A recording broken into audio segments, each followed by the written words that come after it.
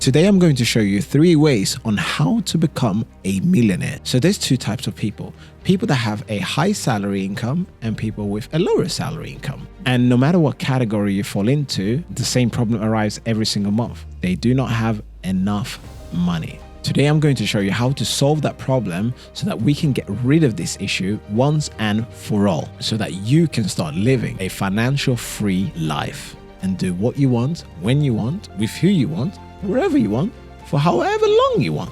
Have you ever felt at the end of that month where you sit there and say, if only I made more money?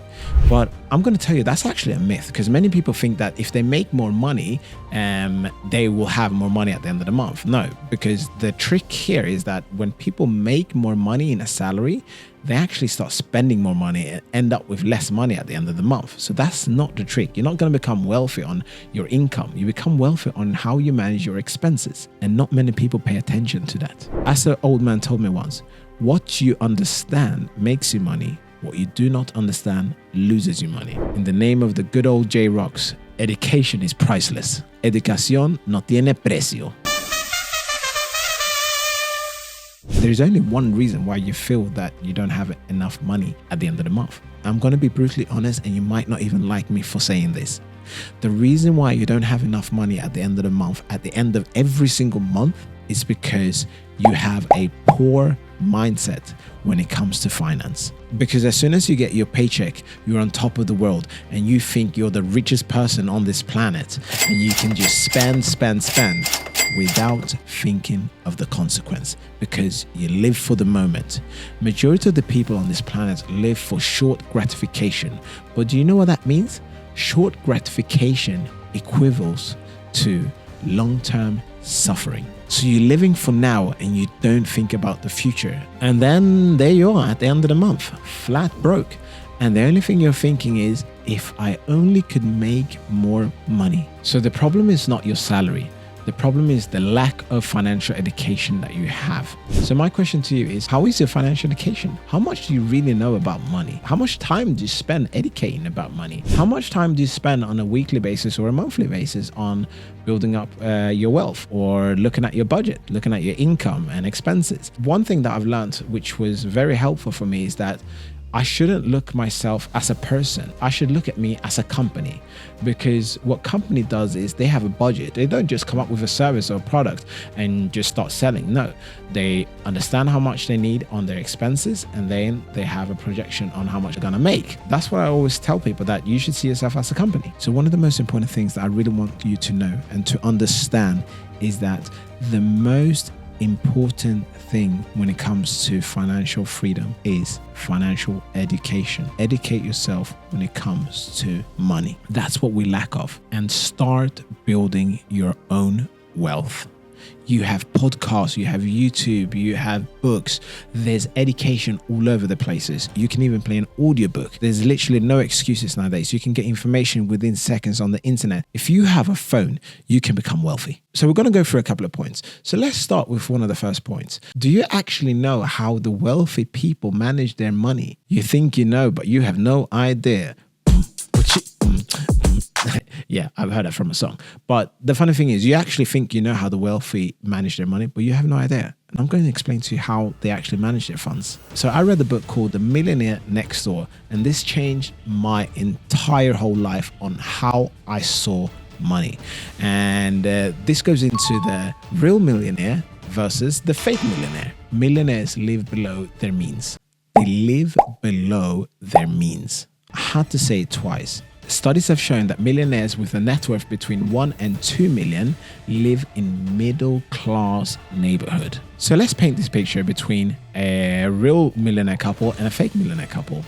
The real millionaire couple lives in a middle-class neighborhood. They only have 2 cars in their garage, comparing to the fake millionaire or the non-millionaire. They live in a higher class neighborhood, and they're members club of the tennis high-end member club, the golf member club, and the private member club, and the gym that costs them $500 a month, just trying to show off and, show people that they actually have money. The real millionaire couple, they don't have any super expensive watches, the Rollies, the APs and all of that, comparing to the fake millionaires who actually don't even have $1 million in their account. Their net worth is not even $1 million.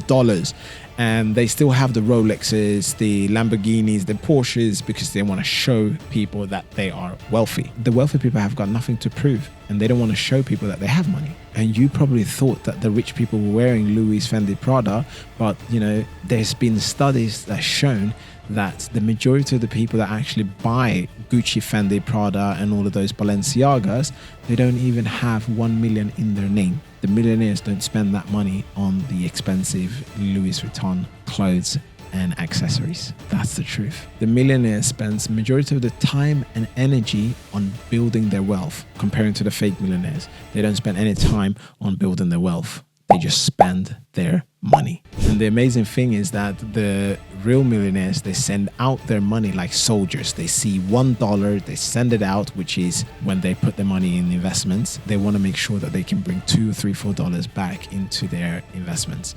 So they make money work for you. So that's another thing. You want to become a millionaire, you have to make sure that you can make money work for you.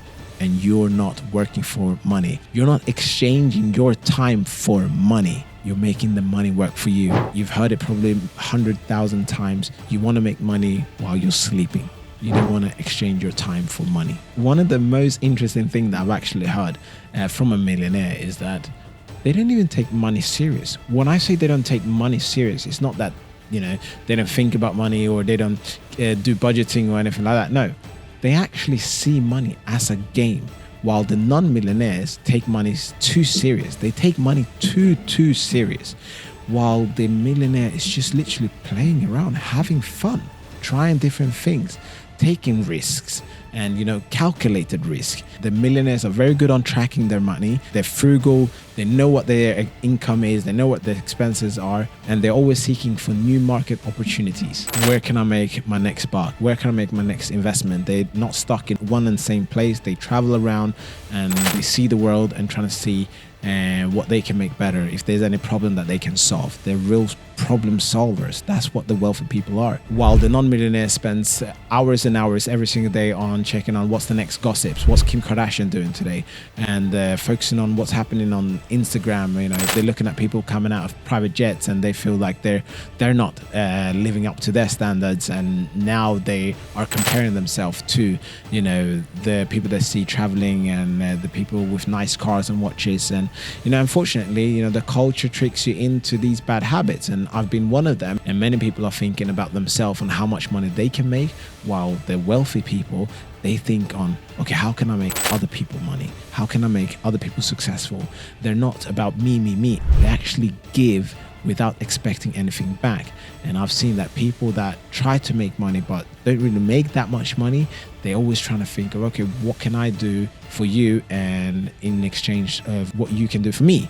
They always want something back. As I'm talking to you right now, when you do give with an open heart and do not expect anything back, and add value to other people's life and business. And I promise you that will make you more happier, and that can actually bring you into more wealth. Everything that we see on TikTok, Instagram, YouTube, especially social media, you're seeing people on private jets and you're trying to keep up with the culture. The best thing that I can tell you is that don't look at what other people do. Your biggest competitor should be yourself, and that's how you're going to evolve and become a better person. Just go into cave mode, go in and do your thing. Even if you disappear for 1 month, 2 months, 3 months, you got to focus on yourself. Don't worry about what's happening around you, and don't try to impress people that don't even like you. Just do your own thing. That's one of the best things that I've heard that someone told me, because I was just running around trying to impress that person. Some of these people didn't even like me. I didn't even know them. So I didn't even know why, trying to, front like I was a millionaire or billionaire or whatever. Just be yourself and do the things that you like to do, and just be real, man. Don't let the culture fool you. I'm going to give an example on how millionaires between $1 to $10 million net worth are spending their money nowadays, comparing to the non-millionaires. 90% of the millionaires spends less than $1,000 on a suit. 90% of them spend less than $700 on a pair of shoes.